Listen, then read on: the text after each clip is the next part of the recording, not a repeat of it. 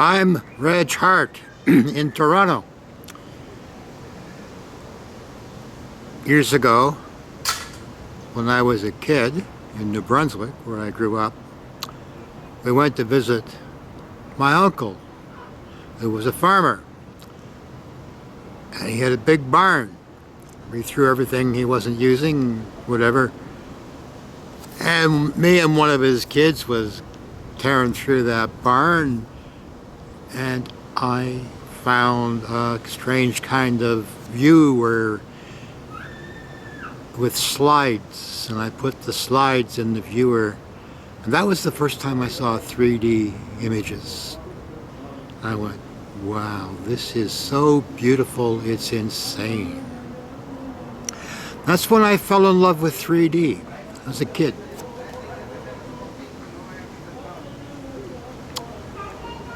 And unless we come as a child, we cannot enter the kingdom of God. So keep that child in you alive, because otherwise you're going to find yourself locked out. And a while back, years back, Jerry Beck has a wonderful site in the States called Cartoon Research, and he posted a Popeye cartoon that somebody had converted from 2D to 3D, and I thought, how blazes did they do that? So I did a web surf. I love the web. I love Google. Give me Google every day of the week. And I did a web surf and found out how it could be done. And in the process, I discovered that I could buy on DVD copies of old 3D movies like The House of Wax and other ones, a whole bunch of them, in the red and blue format. So I bought a couple and hated the ghosting, that red and blue ghosting that they had. I discovered another process called field sequential 3D, and I had some very bright people living with me at the time. One of them was a fellow from Iran named Nima Hoda, brilliant man, and Nima and I put together a 3D system in here, field sequential 3D system. I ordered 3D copies of these movies, and I went, wow, these are wonderful, holy Christopher. And I shared them with friends, and they were like, wow, I didn't know 3D was this good back then. And it was great back then. Most people don't know that. And 3D has had a long and difficult birth. But the movie that led to the 3D brief explosion in the 1950s, 1952, was a movie called BWANA Devil. It was the first movie made in Natural Vision 3D. And if you read about it online, some folks will say, a lot of folks will say, it's not very good.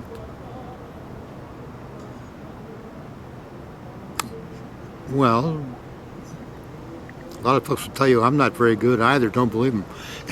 And I'm sure there's lots of folks that'll say you're not very good. And we got to put up with these people, you know. They're the smart ones.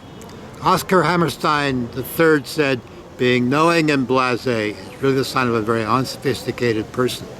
The most sophisticated thing one person can say to another is, I know nothing about that, please tell me. God, I love that. I know nothing about that, please tell me. Well, 3D history is a long and twisted path with many stops and starts. And a man named Robert Furmanek had fallen in love with 3D around the same time I did as a kid. And he's carried his love much, much, much further than I carried mine. And he created a company called the 3D Film Archive, which is doing absolutely wonderful restorations of classic 3D films. And Salvador Dali and Pablo Picasso said it's good taste, not bad taste, which is the enemy. And I'm with them 100%. And I would say it's good people, not bad people, which are the biggest pain in the butt. And you hear me again, it's good people, not bad people, who are the biggest pain in the butt.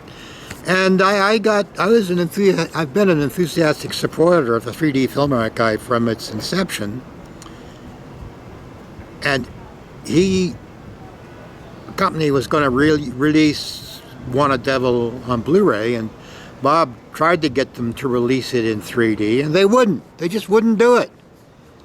And they weren't interested in 3D, and I got on board and did what I could do to help, and it didn't get released on 3D. Didn't get released on 2D. And Bob said, well, we succeeded. I said, succeeded? He said, well, it didn't get released on 2D. That means there's still a chance. We take our victories where we can. Well, along came a company called Kino Lorber. And they are an absolutely wonderful company. And they're doing stuff that has so much love involved in its creation that you feel the magic in it when it comes. I do anyway. I'm Irish. We Irish feel the magic in everything. And we do, you know. I had a couple of dogs in Toronto that when I walk them in a field across the street, and instead of throwing balls and sticks, I would look for four-leaf clovers so that my dogs would do dog stuff like sniff the earth and the stuff that dogs like to do. And the clovers I found, I put in books I'd read, and those books I gave unwrapped to friends at Christmas who thought I was too cheap to buy wrapping paper.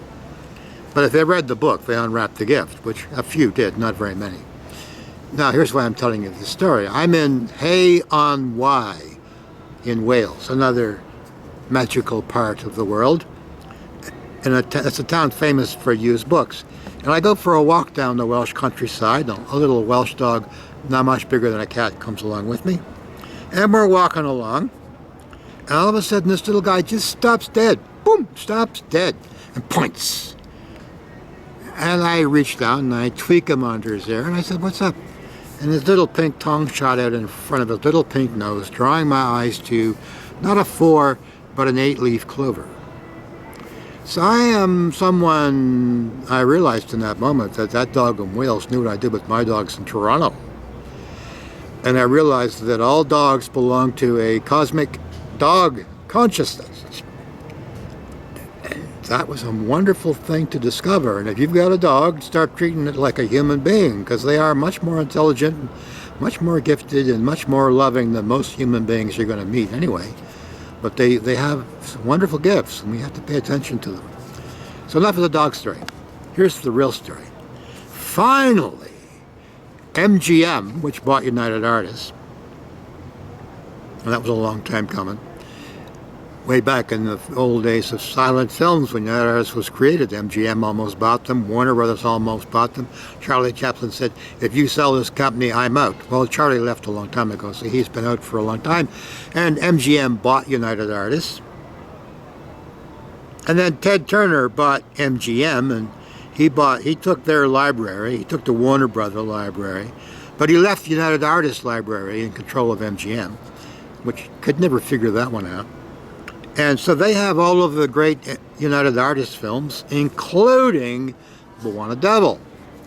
And MGM decided, which the other company would never have done, MGM decided to create 4K scans of BWANA Devil and then entrust them to the 3D Film Archive to restore and prepare for this wonderful, wonderful, wonderful, wonderful, cannot say wonderful enough 3D Blu-ray, which arrived in my hands yesterday and which I watched for the first time yesterday. And I've been in 3D Valhalla ever since. This is just a super, super, super restoration. Now, I don't have a 3D TV. I have a 3D projector. And I have a 150-inch screen. And I have a damn good sound system. I mean, I have a wonderful sound system. And seeing this movie on a theater-sized screen in the living room of my home, which is known around the world as the Cineforum, or it's Italian actually, Cineforum, is a wonderful experience for me. And I am just so happy to see this, finally, just to see it and hear it and experience it. And the story of the making of this film is wonderfully told by Mike Ballou, who has a book coming out that I'm looking forward to on 3D. And it's just a spectacular, long time in the birthing, but by God, every moment, every second was required to produce this wonderful thing. You know, it's just insane, man. Just insane. Just gorgeous. And the frustration that I felt watching this, and people watch the movie and they don't seem to get it.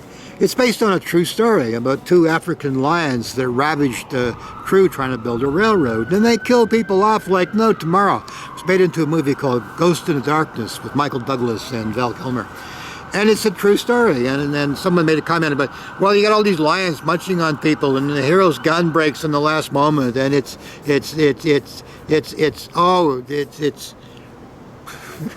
well, some folks get it, and some folks don't, and some folks never will. The main character is played by Robert Stack, who was famous for a TV show called The Untouchables. That's where I first saw Robert Stack. And I've never really considered Robert Stack one of the great actors, but he turns in a great performance in this thing. I mean, the first time that I saw him, he arrives on a train, which is almost a dinky train, really, and he's pissed out of his mind, drunk. Oh my God, he's gone, and he's just insane. He's got this woman with him, Indian woman, who's going to be the cook because he smelled her cooking and liked the smell of her cooking, and he brought her back, and he gets there, and people are saying, there's lions, there's lions. The workers, who were all imported from India, are saying, there's lions. He says, there are no lions here. And it's got the great Nigel Bruce, played Watson in the Sherlock Holmes films. This is the last film Nigel Bruce was in. He died shortly after it. And he gives a wonderful performance, absolutely wonderful performance. And the whole thing is just a joy. And, you know, Stack is pissed out of his mind. He's married the boss's daughter. The boss is a stuffed shirt. He's got one of his people there complaining about how these workers are not working, they're lazy sods and all the rest of it. And there's so much negativity that you might get a little bit tainted by that. But that's how it was, you know? It's not a movie that somebody wrote for teenagers, an idealized kind of thing that takes all the warts and pimples and, you know, airbrushes them out. This has got the warts and the pimples. This is beautiful, man. And then, in the most horrific way possible, they realize that there's a lion. There's a lion. Yeah, okay, fine. Now we got a lion. So then he's got to go get an expert, or an expert shows up to deal with it. And you know experts, man, they won't listen to you, they won't listen to me, they won't listen to anyone. And generally speaking, experts muck up, you know, they muck up like, and this one mucks up big. And, you know, he's going to try to catch a lion by putting a goat in a lion trap. Sorry, you got a man-eating lion here. This lion stopped eating goats a long time ago, dude. What the heck is going on here? Can't believe it. Unbelievable. And, of course, he's dismissing Robert Stack's character left and right. That, you know, just insane. And then he winds up in the lion's belly, okay? I don't want to give away too much of this picture, but I tell you this much, every expert that shows up is like that expert you met in high school that you wished would go someplace else and leave you alone, you know? I mean, I'm sure you've met a few of those. But all the way through, every frame of this movie is an ad for how, or a textbook course, even better. It really is a text. It's not a manual, it's a textbook course for how to make a wonderful, polished 3D motion picture under the most extremely arduous conditions you could possibly imagine. The 3D was created by the Gunsberg brothers, who bought the rights from a couple of other guys who had been working on developing a 3D camera.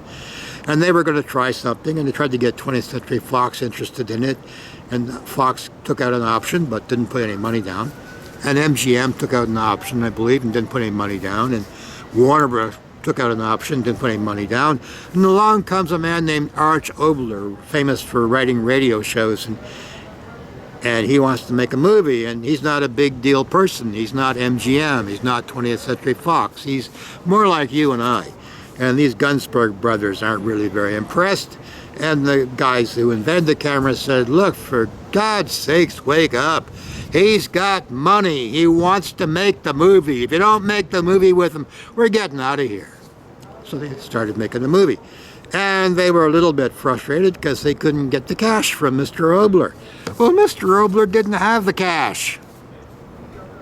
He was working on a prayer and not much else. So he's making the movie by day, conjuring up the script, and then running around trying to get the money to get the thing completed. And everybody is giving him grief, except luckily for a handful of people. And this is all wonderfully told by Mike Ballou in this wonderful bonus.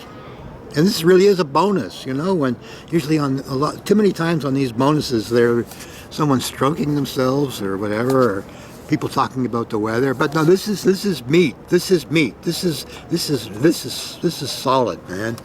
And I'm tired of soup sandwiches on these bonus things, but this is a solid meal. And I showed it I had a friend watch it with me who's not a big 3D enthusiast. And he was, woo, yeah. You know, and as the film progresses, it gets more and more frustrating because we keep seeing the main character getting just one obstacle after another. And, you know, when it gets down to the last moment, everything fails. And this movie's been going on for a considerable length of time. It's only 79 minutes, but it seems like a little bit longer because I just reached such a point of desperation. Like, what the hell, man? How do you kill these things? You know, I mean, they just seem to be unkillable. Well, they're not unkillable, and you'll have to watch the picture to find out how he did that. But on a scale of 10 out of 10, this is a 10. This is a 10. Now here's what I'm going to tell you to do. I'm going to tell you to come to Toronto and visit me here in the Cineforum. I mean, you might see this film popping up at Film Forum in New York, or at some venue in Hollywood, California, or some other place like that, some big theater. But who is this film being sold to? It's being sold to you and I to see in our living rooms. And I have the best living room in the world in which to see any movie, 2D or not. I'm not just saying that. You know, people are saying it about me. And, well, Toronto film buffs are, you know, a boring lot of folks. They say, we won't go to your programs because we have to hear you talk. A television network called me up and said, we want to do a story on you. We read some extremely good things about you on the web. We saw some very good things about you on the web. And we talked, and I did a web surf and discovered that I'm working out of the living room in my home. Okay, I can get 20 people in there on a good night, jammed. And I don't usually, it's usually just a few. It's just fun to do. I mean, a 78-year-old man who isn't going to be around much longer. My family people don't live. I'm the oldest one so far. I mean, usually they die in their late 60s. My dad was 76. My mom was younger when they passed. I'm 78. I'll be 79 next year. I can't believe I'm still here. And am I glad I'm here, man. I am so glad I'm here. I'm having fun. And if I weren't here, I couldn't see BWANA Devil. So I want you to come here and see what you can do in your own living room, in your part of the world. You can hook up a screen, a big screen. You can get yourself a all regions 3D Blu-ray player. They're not expensive, a couple $100. And you can get yourself a wonderful 3D projector, and you can see this, and a good sound system. Get a good sound system because you want the bells and whistles. And you can see BWANA Devil in 3D in your home without having to listen to all those idiots that talk through the picture, and they read all the books on cinema and they go, well, this is you know, you've been there, you've heard them, I'm sure. I know I've heard them far too often, and I just don't like them. I mean, they don't like me either, and that's fine, because that means they stay away, and I love that they stay away, man. It's so cool they stay away because I don't like them, you know? So I'm pleased they don't like me. This is such a wonderful treat. This is just a wonderful, wonderful, wonderful treat, you know? Just look at that. Just look gorgeous, you know? Now the thing is, I pushed at Kino Lorber to send me an advance copy so I could tell you before before this moment in time whether this was worth seeing or not. I had a feeling it was definitely going to be worth seeing. And I'm glad they didn't. I'm really glad they didn't, because I understand that this movie is now available on torrent sites. It was available on torrent sites before the official release date. So Kino Lorber, you're going to have to go through your list of people you're sending advance copies to and prune it. If I were you, I would prune it right down. Cut the damn thing right off, because one of the people out there that you're sending these wonderful things to is really not very concerned about you, and I am. I love the work you're doing. I support the work you're doing. I want you rewarded for the work you're doing. And the ironic thing is that the people who are downloading, they can't afford to buy it, man. I mean, like, what is it with these people? You know, they go, oh, it's here, I have it, come and see it, but, you know, don't help the person creating it, because that would be in bad taste. Yeah, well, you know, there's no accounting for some folks' taste. Like I said, this is a wonderful experience. Everything from Kino Lorber that I've gotten has been a wonderful experience. They came up with all of the Warner, well, two of the Warner Olin 3D films, the first two. I mean, not 3D, the first two of the Warner Olin Fu Manchu films. The first two Fu Manchu films made with sound. And I had only been able to see these things in just really terrible, cheap, poor DVD copies made from VHS copies that were taken off TV stations that just were wretched. And Kino Lorber cleared the rights and got them in. Boy, they're wonderful. And Kino Lorber, there's almost all the Universal 3D movies have been restored to 3D Blu-ray, except one feature, The Glass Web, because there's a problem with music rights. And they spent the bucks, which those people downloading off torrents aren't doing, not helping. They spent the bucks to clear the music rights. And please, Lord, let me be here. Let me be here, please. Jesus, let me be here. I'm going to be able to see The Glass Web on 3D in my wonderful 3D salon in the Cineforum. And then, topping it all off, remember when Bob Furmanek was trying to get money from home? The same people that said, no, we're not going to do 3D Blu-ray on BWANA Devil, released Money from Home. Dean Martin, Jerry Lewis, made in Technicolor and 3D. And they wouldn't release the 3D version, and Bob went the distance trying to get them to release that, and they wouldn't do it. And Jerry Lewis was alive, and I said, for God's sake, the man's still here. Do a 3D Blu-ray while he's alive, so he can see it before he passes. Have some joy in his life. Nah, they wouldn't do it. Well, guess what? Paramount, who owns the film, and Paramount, who's had almost all of their classic 50s 3D library restored by Bob Furmanek in the 3D archive, have given BWANA Money from Home. Oh, they've given it a wonderful treatment. They've done 4K scans of each of the 3 Technicolor reels of film required for a 3D movie. That means 6 altogether. I mean, you're talking big bucks here, kid. And when this finally gets to be seen, it's gonna be, oh, you've got to get that big screen and that projector and that sound system, because this is cool. Okay, this is cool. Everything that is coming out of 3D Film Archive is cool, is super cool. I mean, these guys are running around tracing copies of stuff that good people with good taste would never touch, like porn videos made to be seen in porn cinemas in 3D in the 1950s. I said bad taste. Oh, wonderful bad taste. Oh, glorious bad taste. Are they good? Well, who gives a shit, man? I don't. I just love to have them. I love sitting back in my little mini cinema here in my home, and I watch a 3D movie and the action is off the screen in my face. It's not this 2.5 3D we get in everything being made today. The only other movie that equals this is Hugo by Martin Scorsese. But Hugo, Martin Scorsese's film, wonderful picture that it is not the textbook picture. This is the textbook for filmmakers.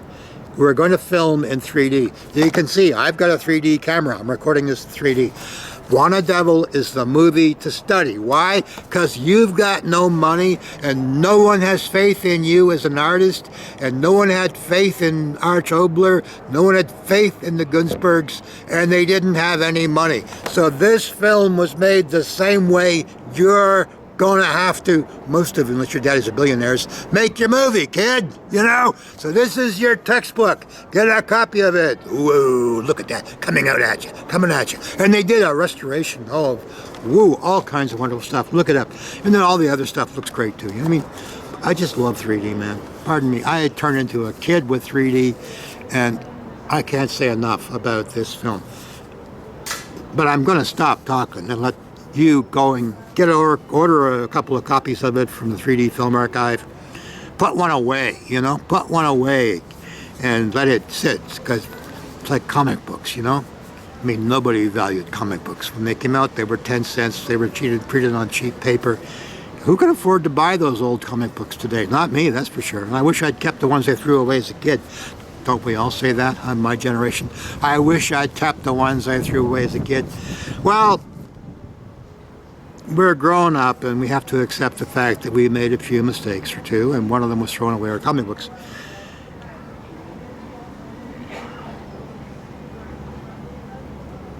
Come to Toronto and say hello. You won't find the high muckamucks of the Toronto film cultural scene at my venue, but you would have found a very important person, a lady named Jane Jacobs, and another lady named Judith Merrill. Judith Merrill, as a young woman, was told that men wouldn't read science fiction written by women. She said, that's crazy. And she was the first woman, not that there weren't women who wrote SF, but they did it under male pen names. She was the first woman to write science fiction as a woman, and she revolutionized genre. And she was my friend, and she came here. And Jane Jacobs was an American housewife and a mother, and she had a guy named Robert Moses in New York who was gonna gut New York City, and this housewife and mother said, no, you're not doing that. And she stood up to him, and he said, she's just a housewife, what can she do? Well, she brought him down, you know. She was Jane to his Goliath. Ha ha ha. Shows you what a housewife, never piss off a housewife and a mother. And there's lots of other good folks. John Herbert, the author of Fortune in Men's Eyes, was an awesome friend, just insane. I had a high school principal told me when I was a kid, you got the wrong attitude. You leave school today, you'll starve in 2 weeks. So I had to leave. I left, you know. I took a chance on myself. If you won't take a chance on yourself, who the hell's gonna? And whenever I see someone taking a chance, I fall in love with them. And Kino Lorber and the 3D Film Archive have been taking wonderful, wonderful, wonderful chances. And I'm a huge supporter of their work. And please guys, no, don't send me any advance copies. Don't want advance copies. I'll wait until the date when you can send me it officially. I'm going to spend a little bit more money so I can get them here faster, that's for sure. But I don't want you sending me anything in advance. Nope, I don't want to be on your suspect list, you know. Because there are people who help and there are people who don't. And right now we've got too many people who aren't helping. So every person who helps counts. God bless. This is Reg Hartt in Toronto. Support the 3D Film Archive. Support BWANA Devil. Get yourself a good 3D projector, a good big huge 3D screen. Get a good sound system. Settle back, invite your friends over, and show them BWANA Devil in 3D. And watch your friends go, wow, man, that's cool. I had no idea. This is a medium that is just wonderful. 2D movies are flat, you know, they're flat. But 3D, well, that D is for delivers the excitement. And this film delivers on all cylinders. Reg Hartt signing off. This is a 10 out of 10. God bless.